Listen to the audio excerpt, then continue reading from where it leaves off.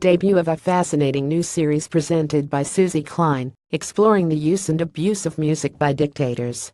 This first episode looks at the near-contemporary environments of revolutionary Russia and the Germany of the 1920s, both countries on the verge of being consumed by totalitarian systems that also furnished their own soundtrack. Illuminated with performances by the BBC National Orchestra of Wales.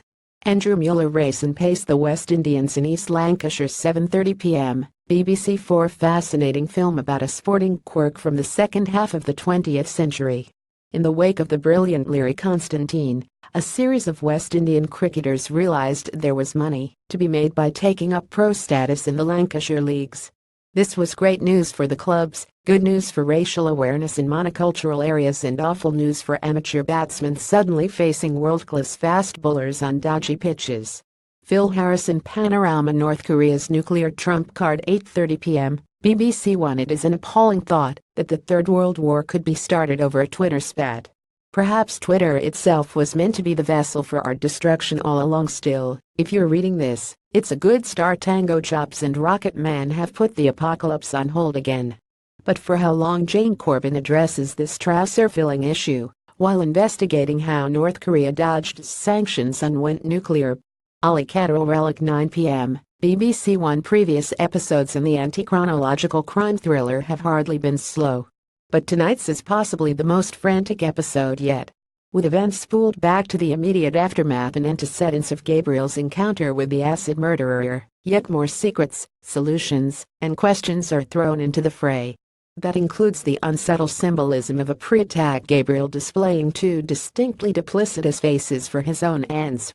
Mark Gibbings Jones W1A 10 p.m. BBC Two. A note to the writers of W1A: having your characters spitting out the words yeah, no, right, or, in poor Sarah Parrish's case, yes exactly over and over and over again in staccato fashion is neither witty or endearing.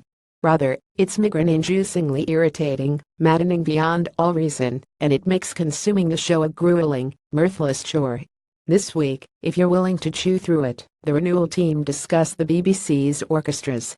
Ben Arnold Curb Your Enthusiasm 10 p.m. Sky Atlantic let enthusiasm be uncurbed. Larry David is back, and while everyone's gotten a little grayer in the past 6 years, no one is any the wiser, least of all Larry himself. He's still getting into needless arguments with sensitive underlings and trampling disastrously across modern sensibilities.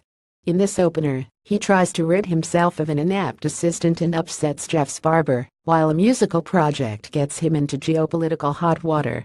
David Stubbs My Wife and KIDS 4 p.m. Comedy Central. The gentle comedy comes to Comedy Central, with vintage jokes and family fun.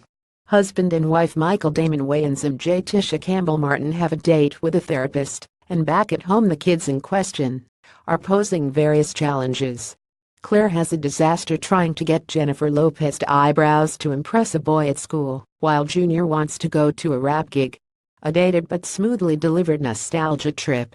Hannah Verdier Film Choice in A Lonely Place. Nicholas Ray, 1950 11 a.m. FILM 4. If you were looking for Humphrey Bogart's best performance, you might well choose his electrifying Dixon Steele, a boozy, bad-tempered Hollywood writer given one last shot at redemption through the love of Gloria Graham's Laurel. But in Ray's sour film noir the chances of true love always look slim. He's accused of murdering sweet girl Martha Stewart, and Lost Love Dogs the movie. Graham then Ray's wife left him soon after making it.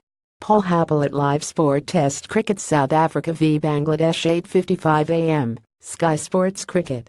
The final day's play in the first test from Potchefstroom as Bangladesh look to build on recent improvements. ATP Tennis. The China Open 12:30 p.m. Sky Sports main event. Coverage from day one from the National Tennis Center in Beijing. Speedway SGB Premiership Grand Final 7:30 p.m. BT Sport 1. The first leg of the final,